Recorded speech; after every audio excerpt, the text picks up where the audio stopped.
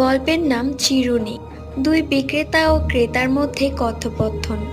বিক্রেতা: ভাই বাচ্চা বাচ্চা লন, এই চিরুনি আছাড় দেন, ছুঁইরা মারেন, দুমরান মুচরান কিচ্ছুই হইব না, একদম লাইফ গ্যারেন্টি।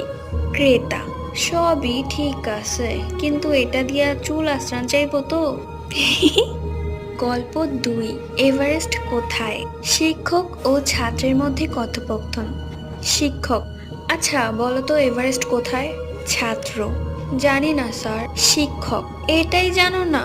কানে ধরে বেঞ্চের উপর দাঁড়ালেই সব জানতে পারবে। ছাত্র: কেন স্যার, কানে ধরে বেঞ্চের উপর দাঁড়ালে এভারেস্ট দেখা যাবে নাকি?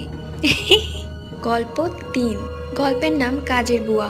তুমি আমাকে একদমই আদর করো না। কি বলছো? একটু আগেই তো চা দিতে এলে, তখন তোমাকে আদর করলাম। কি?